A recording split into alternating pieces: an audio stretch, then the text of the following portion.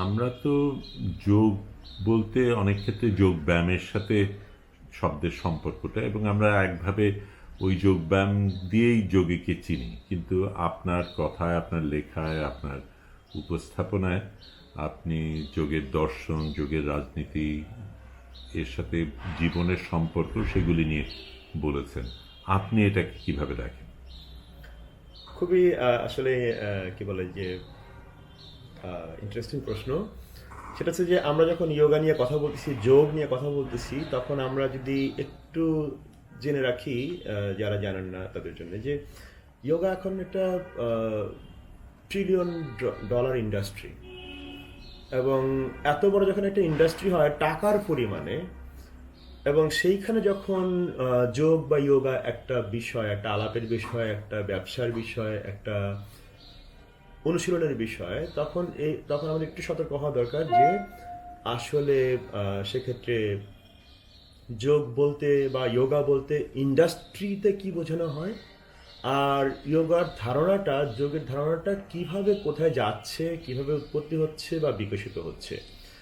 তো যখন এটা ইন্ডাস্ট্রি, যখন এটার মধ্যে মুনাফা বা ব্যবসার ব্যাপার স্যাপার আছে, তখন এটা সেইভাবেই এটার রেপ্রেজেন্টেশনটা বেশি হবে, যেভাবে বা যে কথাগুলো বললে, যোগ থেকে যে কথাগুলো নিলে এটা আসলে মুনাফা বা ব্যবসাটা হবে।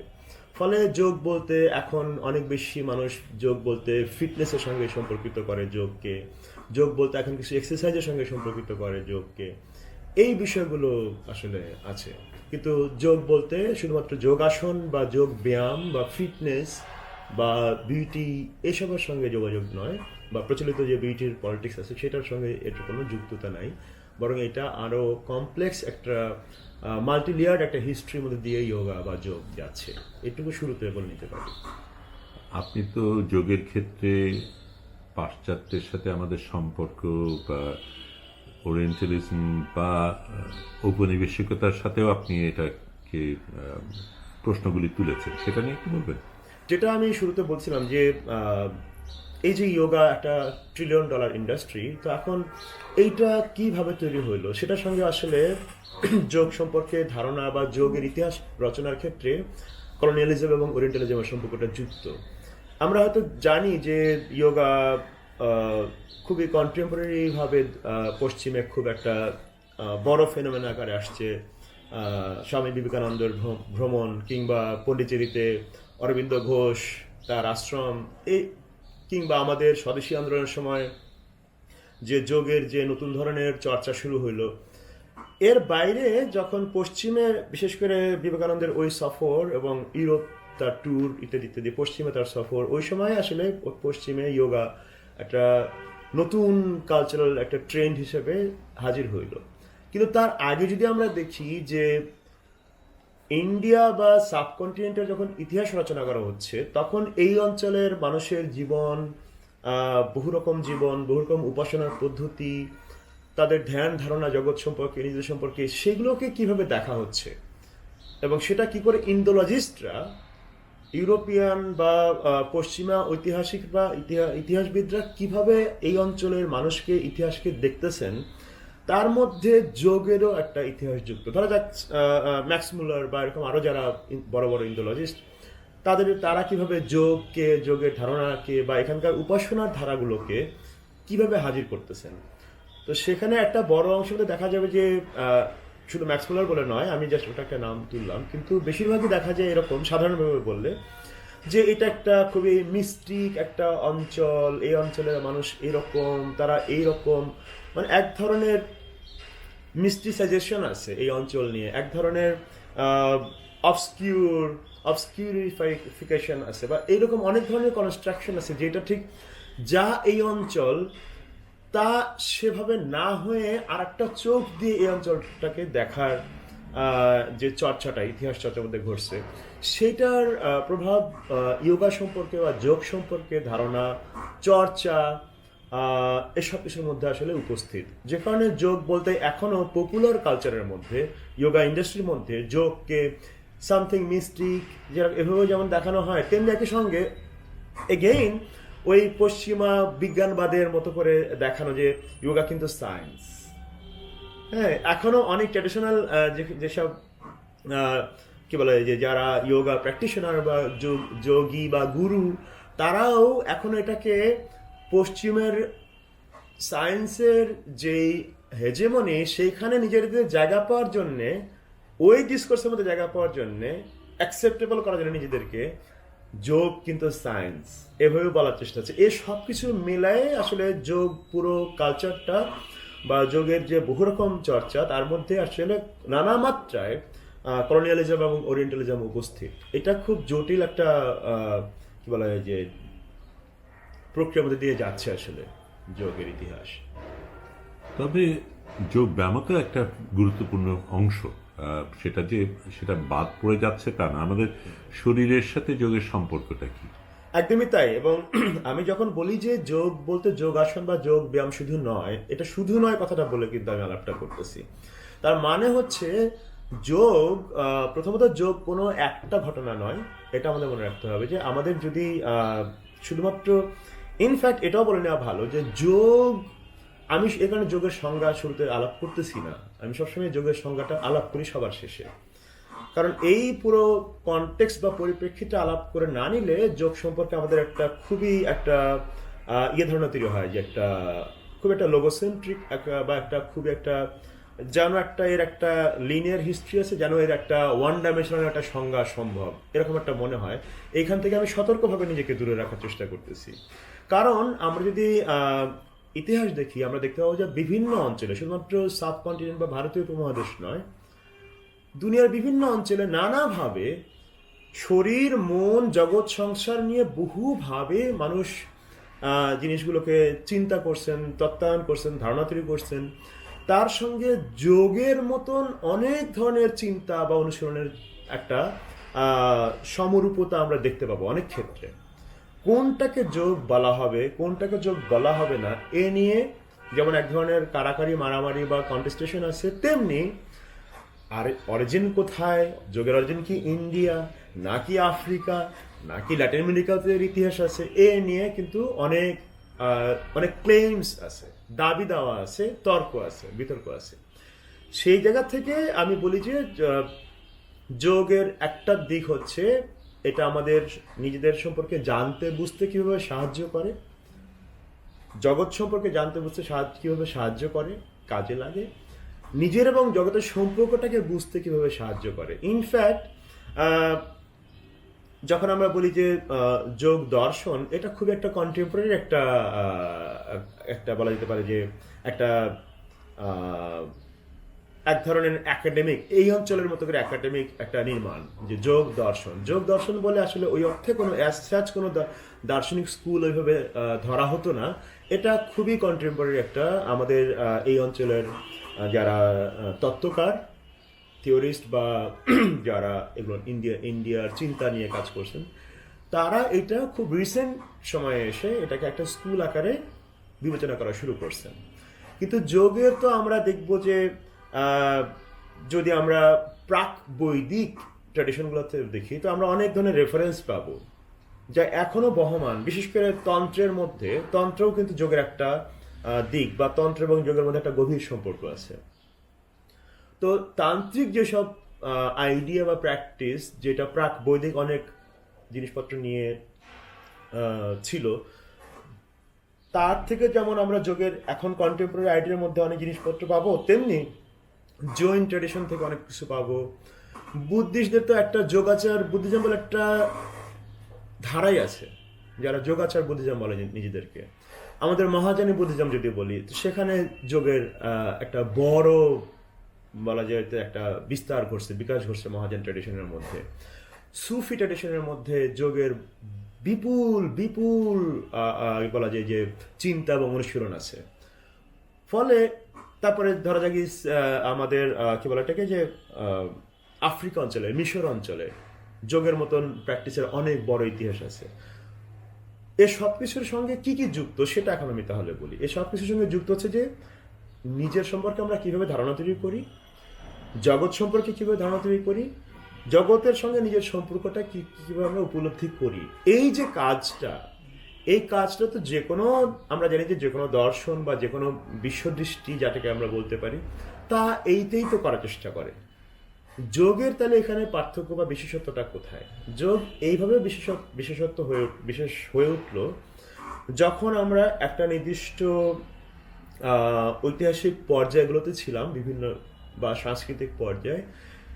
এই পর্যায়গুলোতে আমাদের শরীর এবং মনকে কেন্দ্র করে কি ধরনের অনুশীলন করে আমরা আমাদের নিজেকে এবং জগৎকে চিনতে পারি, এ নিয়ে বিভিন্ন রকম প্র্যাকটিসের সমাহারকে আমরা একসঙ্গে হয়তো যোগ বলতে পারি। যোগের ক্ষেত্রে অন্যান্য যে দিকগুলি আছে, আপনি তো গান আপনি লেখেন, আপনার অনেক ধরনের চর্চা আছে, সেগুলির সাথে যোগের সম্পর্কটা কি? মূলত যেটা আমি দেখি যে আমি যেহেতু অনেক বেশি প্রভাবিত বাউল ফকির, সহজিয়া এই ধারাগুলো দিয়ে, তো এই ধারাগুলো যেটা আমি বলছিলাম যে আমাদের এই অঞ্চলের একটা বিশেষ ইতিহাস আছে। যোগ যদি আমরা একটা কোনো ডেফিনেশন না ধরি, তাহলে যোগ বলতে যা যা আমরা বুঝতে চেষ্টা করতে পারি তার অনেক ধরনের চর্চার অনুশীলনের ইতিহাস আমাদের এই অঞ্চলে আছে। বাউল ফকির, সহজিয়া এবং সুফি সহ অন্যান্য ট্র্যাডিশন যা যা আমরা বলতে পারি, মহাজানী বুদ্ধিস্ট ট্র্যাডিশন, এমনকি শাক্ত ট্র্যাডিশন, এই সব কিছুর মধ্যে যোগ নানাভাবে উপস্থিত। তো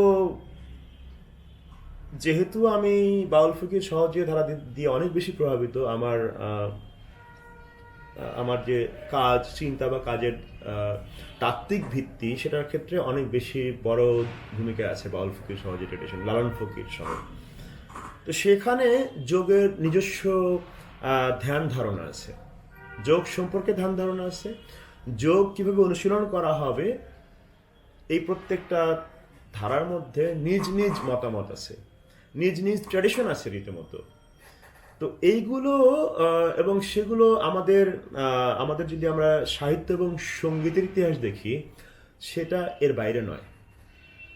আমরা যে সঙ্গীতের সুর, তাল, লয়, ছন্দ এবং যদি আমরা কন্টেন্টের আলাপও করি, কথিত কন্টেন্ট, তো সেটাও ঘুরে ফিরে দেখা যাচ্ছে যে আমাদের শরীর, মন, জগৎ, সংসার নিয়ে কথাবার্তা বলতেছে। এই বাউল ফকিরদের গান যদি বলি, তো সেখানে এগুলোই কারবার।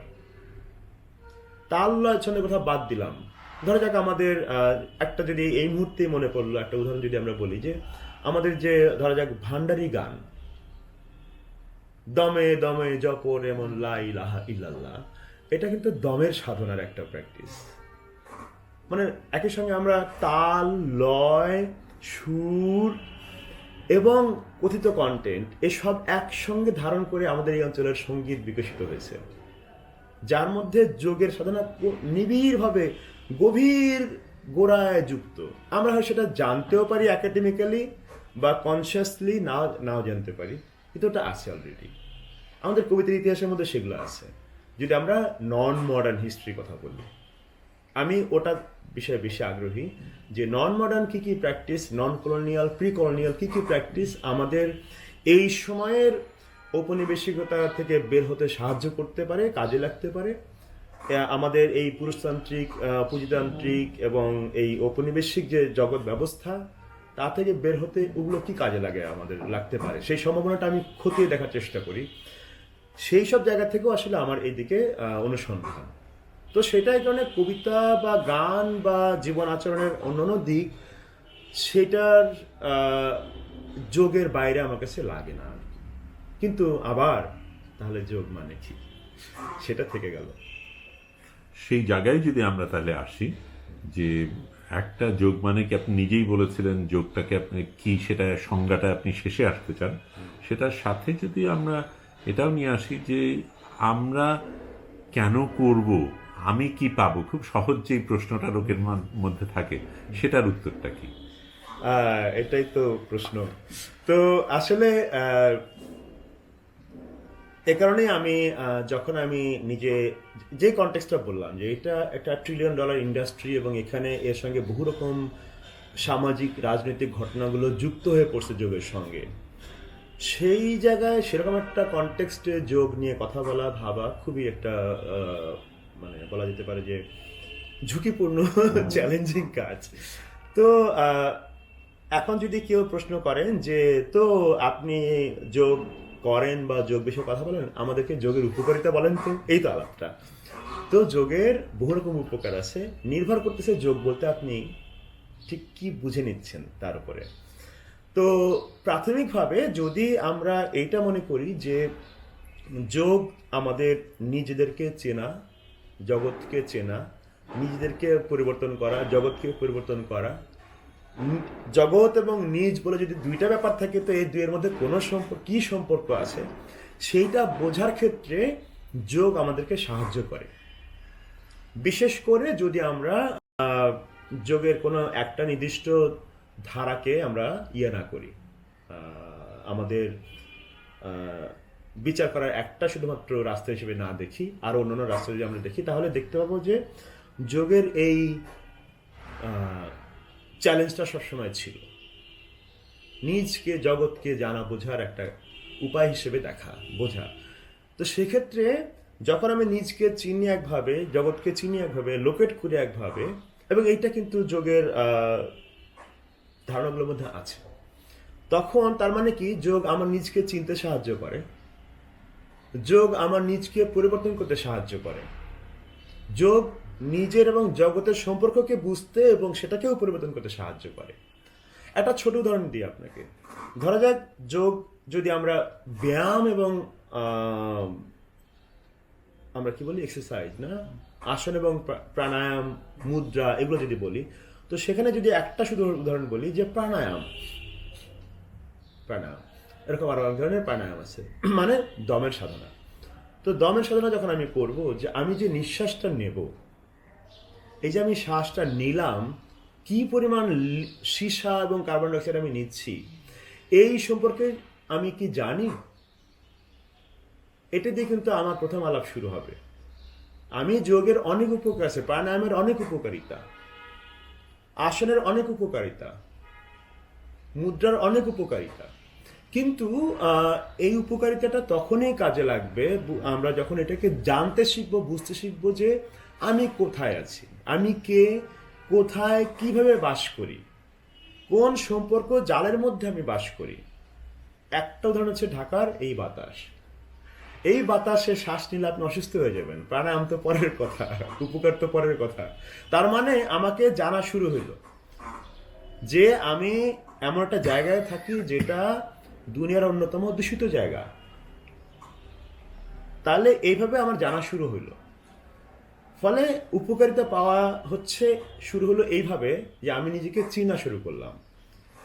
আমার শরীর ঠিক রাখতে হলে আমাকে ঠিক মতো শ্বাস নিতে হয়, আমাকে ঠিক মতো খাবার গ্রহণ করতে হয়, আমাকে ঠিক মতো বিশ্রাম নিতে হয়, আমাকে ঠিক মতো পরিশ্রম করতে হয়, আমাকে আনন্দ পেতে হয়, আমাকে দুঃখ ডিল করতে, দুঃখের সঙ্গে বাঁচতে, দুঃখকে বুঝতে, উপলব্ধি করতে, দুঃখের কারণ বুঝতে, এবং দুঃখ থেকে যদি মুক্তি পাওয়ার প্রসঙ্গ থাকে সেটা নিয়েও আমাকে কাজ করতে যোগ সাহায্য করে।